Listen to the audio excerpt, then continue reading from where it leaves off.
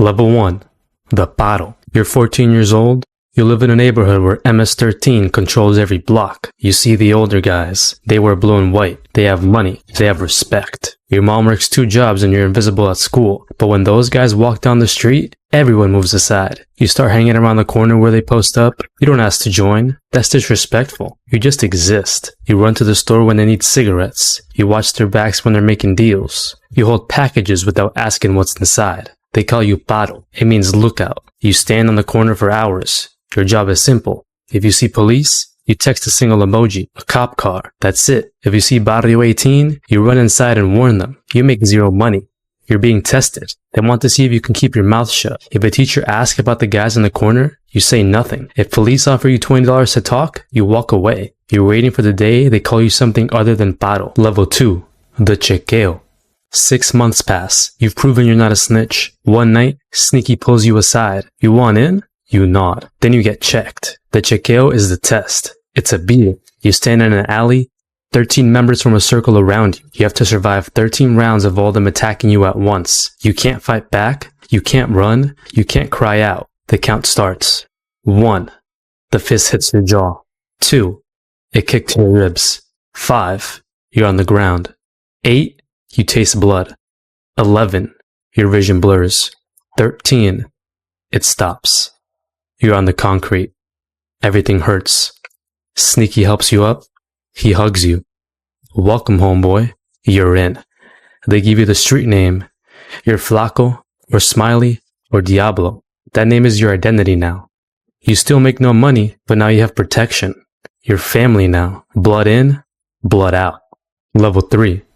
The Soldier. You're 16. You've been jumped in for a year. Now you get your first real job. You're a soldier. Your job is to move product. MS-13 controls a local drug trade. You don't touch it directly.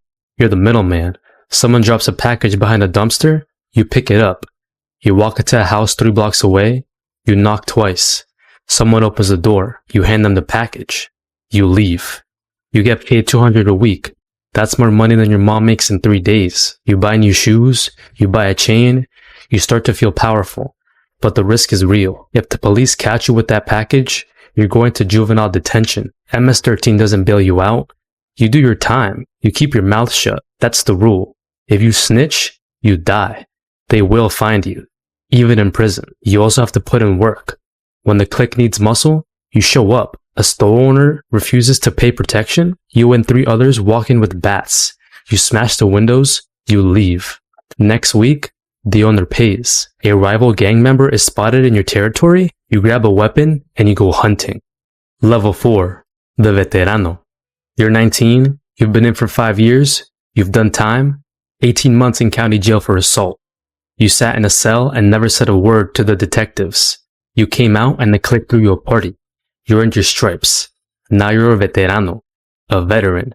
You're not doing the grunt work anymore. You have younger soldiers working under you. They kick up money to you. You take your cut, then you pass the rest to the palabrero. Your job is to manage territory. You control 3 blocks. You decide which corner the dealers stand on. You decide who gets to sell and who gets taxed. You also enforce discipline. If a younger member is getting sloppy, talking too much, or skimming money, you're the one who corrects him. Sometimes that's a conversation. Sometimes that's a beating. Sometimes he disappears. You make about $1,500 a week. You have a car now, a used Honda. You have an apartment. You have a girl. Life feels good. But you're marked. The police know your face.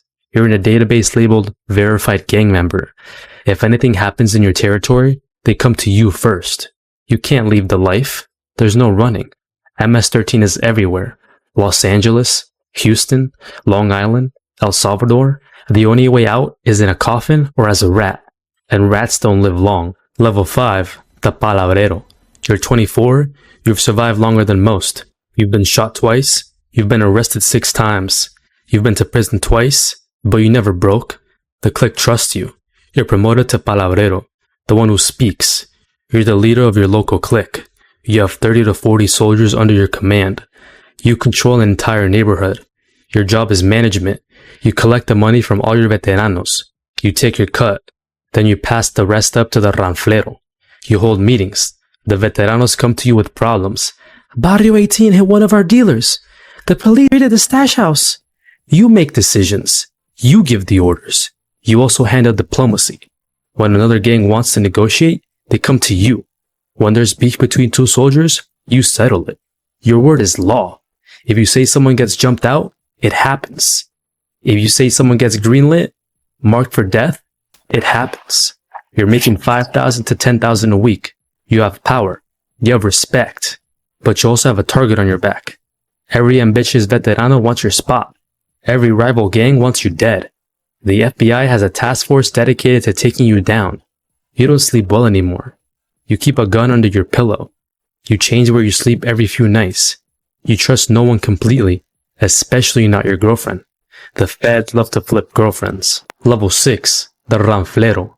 You're 30 years old. You're ancient in gang years. Most of the guys you come up with are dead or in prison serving life. But you're smart. You're careful. You've climbed up to the top. You're now the ranflero, the regional leader. You control MS-13 operations across an entire city, even multiple cities. You have 5 or 6 palabreros reporting to you. You oversee hundreds of soldiers. You're not on the streets anymore. You operate from the shadows. You run the organization like a corporation. You manage the supply chain. You negotiate with the cartels for cocaine and heroin shipments. You set the prices. You control the distribution. You also handle the finances. MS-13 brings in millions. You have to launder that money. You open legitimate businesses, a car wash, a construction company, a nightclub. The money flows through them, getting cleaned. You're pulling in 20,000 to 50,000 a week. You live in a nice house. You drive a new truck. You wear expensive clothes. To your neighbors, you're just a successful businessman. They have no idea, but the pressure is crushing. The FBI has a wire on your phone. You know this, so you never talk business on phones. You meet in person. You speak in code.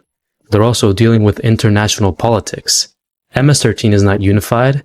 It's a collection of cliques that sometimes cooperate and sometimes war with each other. You have to keep the peace, and you're connected to the shot callers in prison. MS-13's highest leaders are locked up in maximum security prisons in El Salvador and the United States. They send out orders through lawyers and coded letters. When they say move, you move. When they say someone dies, that person dies. You're powerful, but you're not free. You're a prisoner of the life you chose. Level 7, the shot caller. You got arrested. The feds finally built their RICO case. You're looking at 30 years, no parole. You're going to die in prison. But here's the thing. Prison is where MS-13 really lives. On the streets, you are powerful. In here, you're a king. You're sent to a maximum security federal prison. Within a week, you've connected with the other MS-13 members inside. There are dozens of them. They run the prison. You become a shot caller. You're one of the leaders inside. You control what happens on your cell block. You decide who gets protection and who gets stabbed. You settle disputes. You enforce the laws. You also communicate with the streets. Your wife visits once a month. She brings news. She takes your orders back out. You're in a cage, but you still have power. You run the prison economy. Drugs come in through corrupt guards. Phones come through drones. Money flows through commissary accounts. You tax everything. You also order hits. A guy in the streets is snitching. You make a phone call. 3 days later, he's dead. A rival gang member gets transferred to your prison. You give the order, he gets stabbed in the shower. Prison is your empire now. You have respect. You have authority. You have control. The only thing you don't have is freedom. Level 8.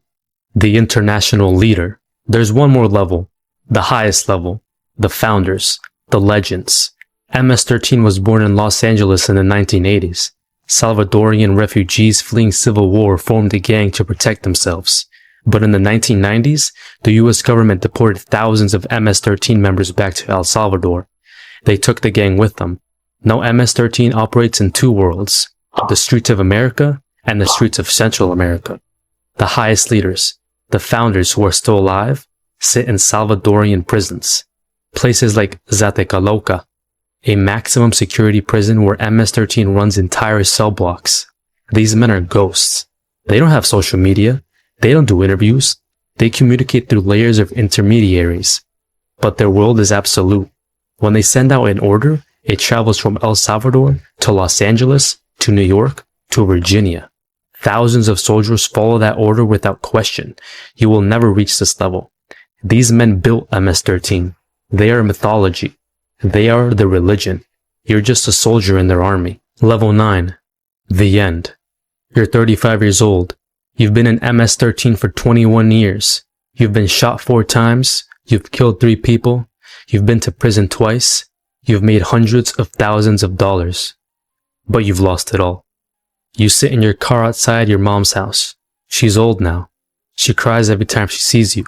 She begs you to leave the gang. She says it's not too late. But it is too late. There's no retirement plan. There's no walking away. You're MS-13 for life. Blood in, blood out. You start the car.